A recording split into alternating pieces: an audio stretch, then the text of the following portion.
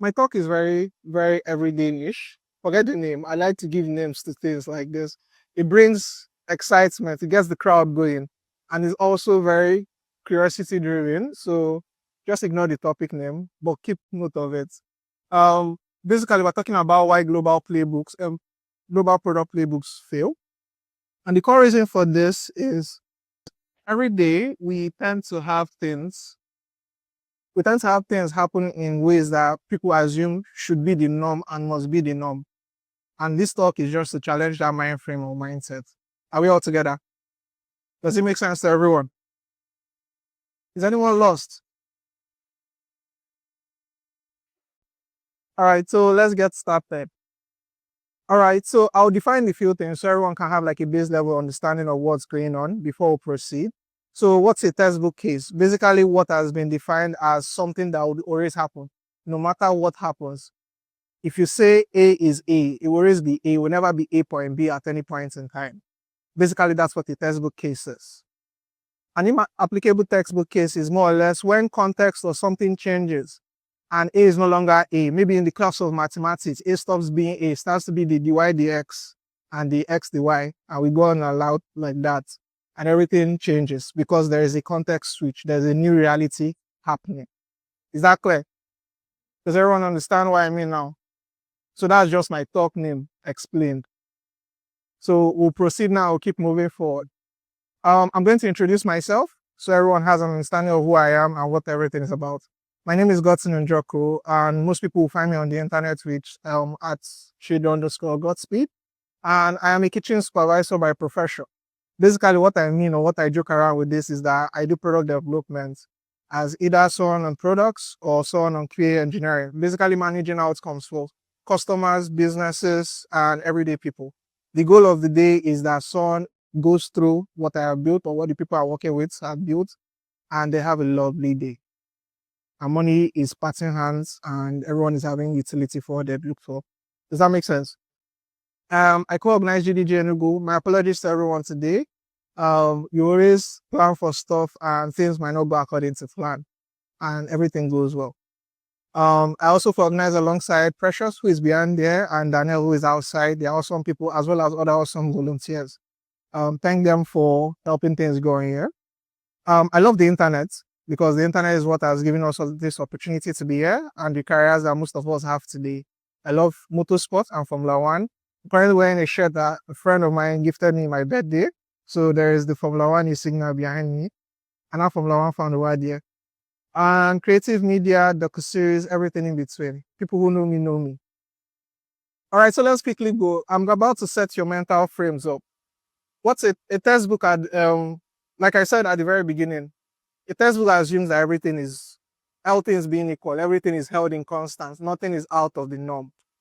It also assumes that nothing works according to, nothing fails, basically.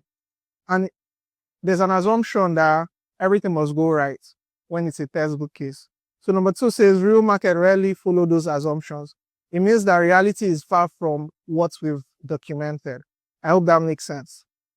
And context is always something that is important. It's not a nice to have. Everybody must follow what context is showing. You might come out today and say A must be equal to B. And someone will come out tomorrow and present a theory of why what you've said is not the thing. And you give it the underlying context and what he'll say is right. Are we clear on that? Does that make sense to anybody? The room is getting cold. Am I blowing your head out already? Kelechi has already done that for you people now.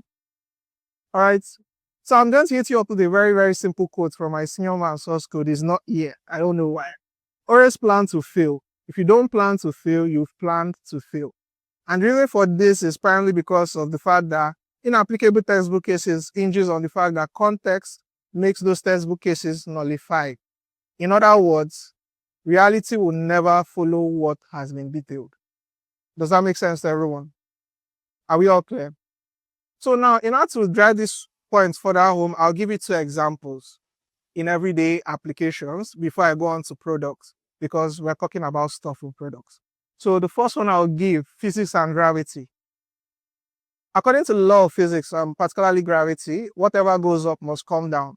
no matter how long it takes, but it will come down quickly and as quick as whatnot. This is interesting. And if you throw a rock, it will fall down straight forward. If you throw a feather down, it will fall down straight forward. But the inapplicable textbook case here is a glider. How many of us know what a glider is? A glider is basically a plane without an engine. So they basically throw it into the sky and lets it be, and it finds its way to where it needs to go, and it keeps going for a very long time. So far there is enough air current, it will keep going. A glider will stay on the air for as long as possible without much to do. Has it not broken the textbook case of the law of gravity? Is the gravity case still inapplicable? But yes, it has happened. I'll give you a good example. This one is coming from my favorites, Formula One and a Honda Civic. A Formula One car needs to work in the most ideal conditions. No matter what, when there's no ideal condition, you cannot race. The race will be cancelled at every turn in time. Same thing with your Honda Civic on an expressway. It will work. So far the road is smooth or there's potholes, everybody will find their way home, whether they like it or not, but it will work. Now, an inapplicable textbook case for this is rally racing. How many of us know what rally racing is? Basically, people are racing through terrain. There's just a racetrack. The time you get from Independence Layout to Abakpa through the bush, and people will start going about it. It shouldn't work, but they make it work in rally racing. Does that make sense? We're moving over to what this inapplicable textbook case teaches us. That context will always be theory. The theories will remain sound and fundamental, don't get me wrong, but context will always make you adapt to it. Are we clear? The right solution for your environment never look shiny. It will never be orthodox. This basically means that whatever you are doing might not be very perfect. You might have a picture of what it is in your head, but reality will always serve you its own breakfast. Is that clear?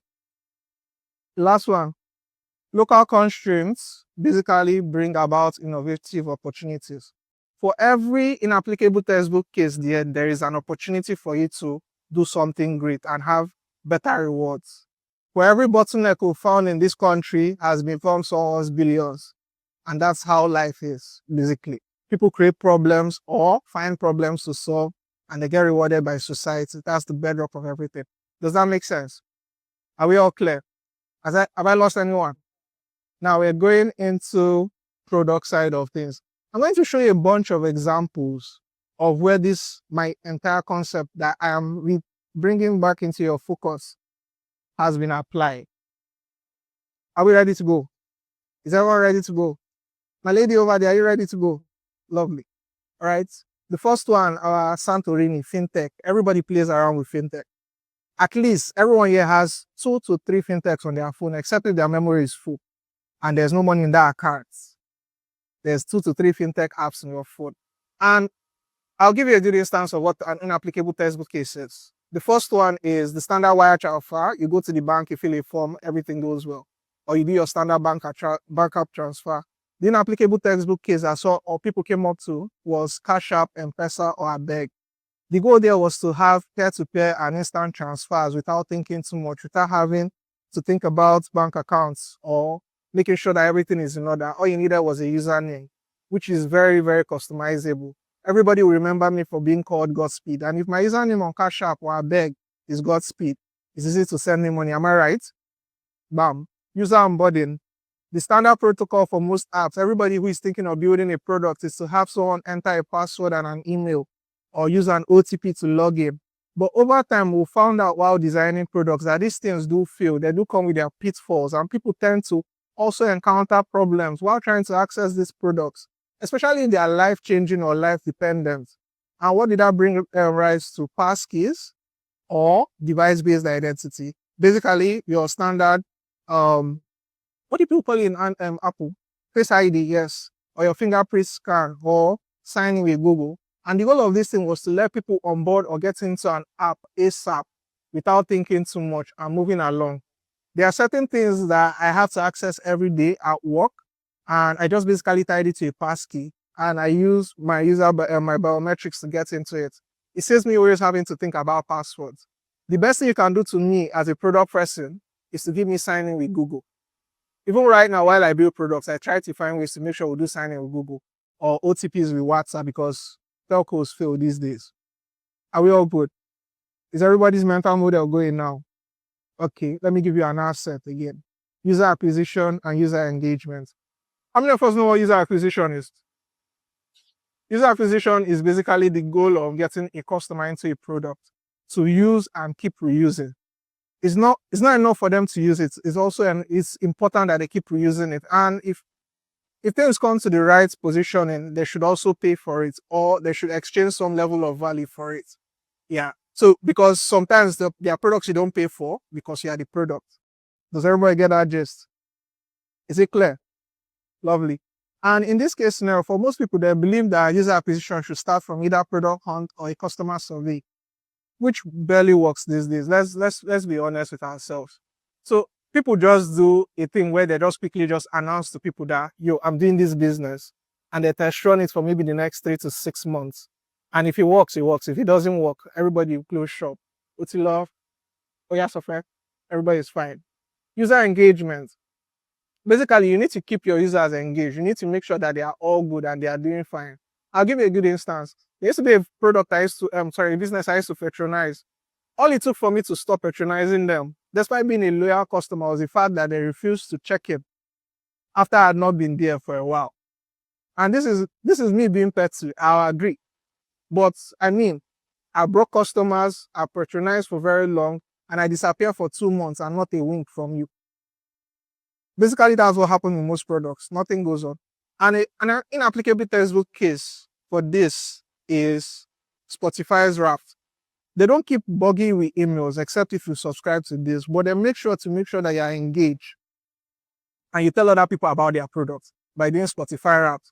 After Spotify started the wrap, everybody began to wrap things. And tomorrow, all of us will be covered in sellotape and wrapping paper. Are you with me? Amen. I'll give you a third. Okay, I went back. That's interesting. I'll give you a third example, or rather, third set of example. And the goal of this is to finally wrap up my talk in a couple of minutes. Pricing. Pricing is a very touchy subject. As someone who is building stuff, I'm very well aware of it. Even myself is very, very sensitive to pricing. Pricing in the sense that I look for the cheapest bargain with the best quality at all points in time. And because of this, we'll come up to the reality that we currently live in, where we are doing micro-billing as opposed to charging people subscriptions or yearly licensing. And you'll find subscriptions happening in your everyday apps like Spotify and Co. Yearly licensing happening in your Microsoft Office because that's how they typically do it. And people sat down and understood that people will always churn because of this. Why not build them for every time they use your product? Find the economics that work for it and do it like that.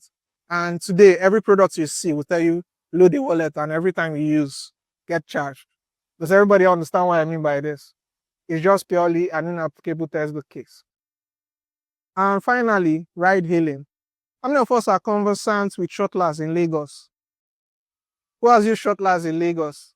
Okay, I only have like 3 Lagosians here. So shuttlers basically does what Uber does, but with a bus model.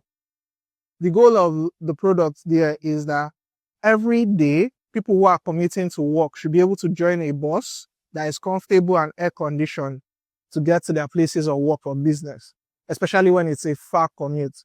And it's supposed to give you fractions on the naira in terms of how much you spend. So I'll give a good instance. Imagine you're going from the mainland, say somewhere like Ikeja, all the way to Lekki Phase 2. That's for people in Lagos. For those in Enugu, you're going all the way from Abakpa to Albany Road. Maybe your place of business is there. And you have to use Bolt. And Bolt is telling you 9K and 18K respectively. Or 23K respectively, yeah?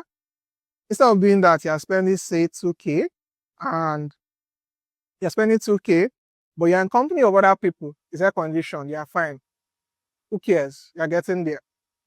And those people also thought it well that the textbook case of this is either people keep their card on the app, which many Nigerians never do, except if that product is critical to their own business, or they do transfer payments. They looked at it and said, this might not always work. These people are working class people. Their life is built around payday compared to business people. So what did they do? They decided to find a way that as a person, if you are going to use Shuttler, you could book your trip tomorrow. That's your seat on the bus and go to a nearby POS agent and pay in cash and reserve your seat. And it works seamlessly. I assure you, I've tried it. I was very, very fantabulous. And this one is like the most concrete example I've decided to end my example streak with. Does everybody understand? Are we entertained? Are we enlightened? Are we moving on? Lovely. And I'm going to talk a little bit more of why these global playbooks fail. Yeah?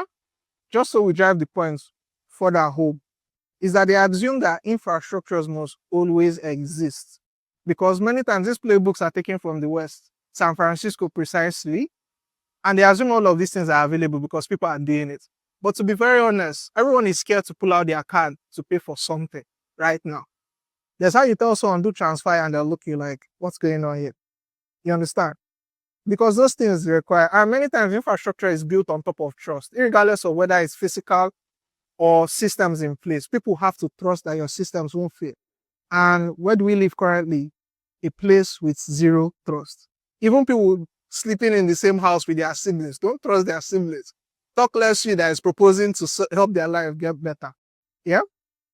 Number two, they assume that user behavior isn't universal. Basically, they assume that everybody is going to think alike, is going to act alike. If you're a product person, find a way to convince your boss, whether you're in engineering, whether you're in development, design, whatever it is, find a way to convince your bosses, or just out of sheer curiosity, have a friend or a group of friends of yours, test out your product, see how they use it. You'll be amazed at how people think your product should be used versus what you design. And it will help you understand where textbook cases are plaguing your eyesight. Yeah? And number three, economic stability. While in Tinuka's economy, enough said, they are removed December's, dirty December and Obule away from working class people's hand. So you can be very sure that many of the services people would typically use in ways will not be used that way. And those people will have to rethink and come up with their own inapplicable textbook case. Are we all good? We've talked about trust. I don't think we should. I trust that we all understand what's going on here. So I won't say more again. Yeah. So now that I've presented a bunch of problems, solutions, and I've also said another problem, I should probably tell you the savior of this problem, localization. Localization, which is L10N. So what did they do? They basically took the couple of letters in between the first and the last, and they counted it and said, to make it easier for everybody, textbook case happening. So it's basically the brother of internalization. What is internationalization? Is basically a way to take a product from being a local product to a global marketplace. I'll give you a good instance. Money points going from money points to money world. Which other one can I give as an instance that has gone from local to abroad? Stripe going from just being in the US to the entire globe. That's internationalization. You take your products and you start to sell abroad. And they are the cousins of accessibility. We hear about accessibility every day. These three will have to come and talk and shake themselves together before any product really goes out. So whilst they are doing accessibility, always think about the local context. Localization basically is local context. Craft your product around it. What works in Lagos will not work in Enugu. What works in Enugu might fail in Lagos, but people be like, why are you stressing me? And what works in Lagos and Enugu might not even work in Mushin or the Shom City. It's working in Lagos, but it's not working in Mushin that is inside Lagos. You understand? So by all means, tailor for context. I have someone from Shom City over there. Wait for them, wait for them. Shoms, why are you looking back? Don't be shy. All right, so my last slide. I think I won't say much. I'll just more or less go through this slide because I've basically explained everything. And someone once told me, not today shall I, because people will understand whether they like them or not. And with that, I say we should always do things the right way. There's always the right way and there's the way. Always choose the right way, regardless of the consequences. But if the consequences will take you to jail, I do not tell you to do that. So find the right way to always do things and make sure that you use context of the right way to do that thing and make it work. With that, I'll say thank you. My name remains Godson Njoku. If you find me on Safe Godspeed, if you do have any questions, if you hit me up, and the links to the slide exist on the bit.ly URL for you to consult at a later time. All right, go let them everyone.